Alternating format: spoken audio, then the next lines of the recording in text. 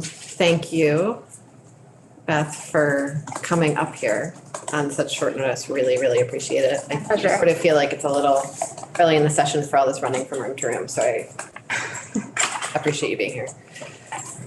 So we're looking through our budget adjustment memo, and we created this program last year with Vermont Housing and Conservation Board to support a fund for CTEs to use in order to purchase and renovate housing as a training program. Okay.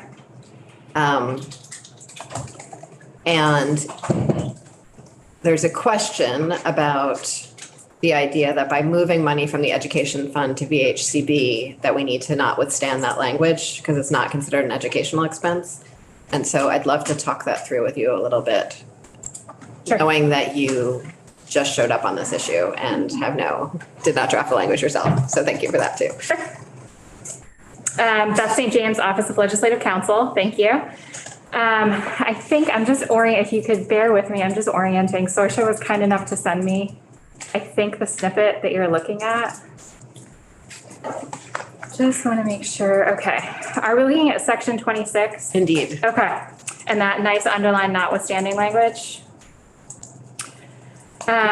Yes. Okay. So, 16 VSA 4025B essentially says if you take money out of the education fund and you use it for anything other than the enumerated expense, allowed uses in law, then it repeals the property tax. Kind of I think it's referred to as the nuclear option. Pretty awesome. I admire whoever put that in the first place. So generally speaking, my understanding is generally speaking, when you're taking money out of the education fund and you're appropriating it for really anything other than what is specifically called out in law, we're notwithstanding this section so that the property tax is not repealed. It's a pretty common thing, even in my first session last year. Spoiler alert, this is only my second session. I used that language very commonly in drafting education bills. So it's not uncommon language to see. I don't know if you want to get into whether it's necessary or not. I guess that's what I'm trying to get my head around. I mean, my understanding is that this program wasn't about housing, it's about a CTE program. And so that's where I'm working my way through my fuzz. So I think this came out of the giant S11 workforce development bill, I think. It was very much a creation of Ways and Means Okay. into that. Okay. So I was not involved in the drafting of that. Okay. So I can't speak to any conversations about that thought process last year. If we look at 4025D, it can't hurt to put this language in there. Let me just start by saying that. It can't hurt. Yes. So if you look at, I guess I agree with you that it can't hurt, and I don't want to be doing that willy-nilly all the time. I want to make sure that we're understanding why we're doing it when we're doing it. Because I do appreciate the intent of whoever put in the nuclear option in the first place. so the enumerated uses of the education fund are pretty specific. So it's to make payments to school districts and SUs for the support of education, including flexible pathways, chapter 135. So I'm at a little bit of a disadvantage here because I don't know off the top of my head the program requirements itself. Mm-hmm. I understand it had to do with career and technical education.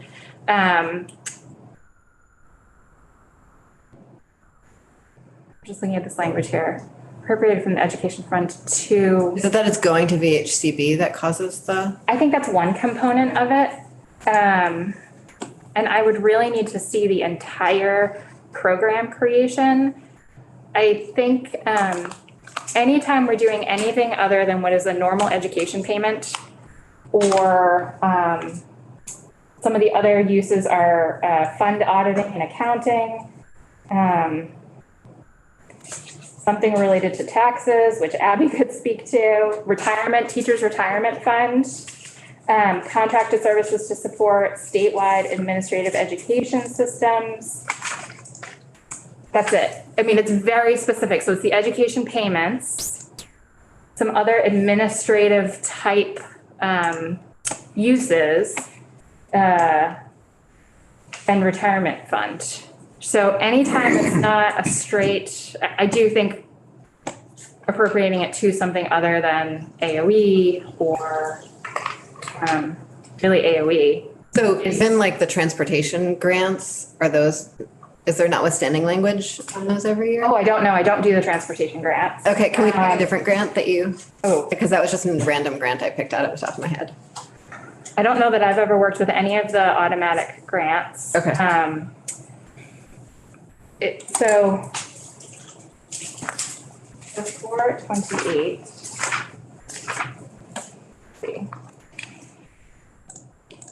So section 428 is talking about the education payments to school districts. And I don't believe that there's anything in here that talks about, and special grant programs that are created to aid in education, right? It's just that per pupil spending that we're talking about, what we think of when we think of the education payments. Mm-hmm. Let's see, chapter 135 is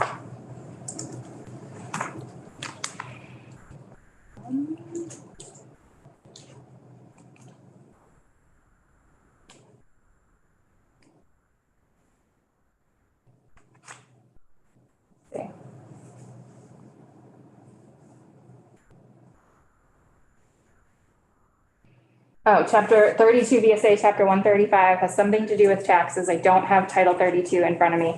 The Flexible Pathways Initiative, and it excludes adult education literacy programs. So there's nothing, CTE, kiddos that are attending CTE centers, and that is their education. And so it's wrapped into the education payment. That's one thing. But this program, I think there is an argument to be made, a colorable argument, that this program, especially because it's really being administered by a non-educational entity, is not contemplated as part of just a general education payment. And it doesn't really fall under any of the other allowed uses of the education fund. If I was drafting something like this today, I would automatically throw in that notwithstanding. I'm sorry this is so convoluted. Oh, I mean, it's not your fault it's convoluted. It's a convoluted universe. Anyone have any thoughts? I just wanted to sort of fully flesh out the issue before we went on. Flexible pathways, I was not present during the debate about the connection between flexible pathways and CC Career Center offerings, programs, creations. I just know Marcotte was attempting to be sure that the centers were eligible, if you will, for program creation, but I was not in on the debate. So I appreciate the words on the page and the tradition of reading them narrowly, but I just know the intent was to make flexible pathways flexible enough to incorporate new offerings and do and teach as you learn, as you practice. That's as close as I got to it. And we will have an opportunity to dive deeper into the CTE because there's a study due to us soon about Oh, I want to say March. March. Okay, thank you. I could be wrong on that. It was not January 15th. I know that. Yes.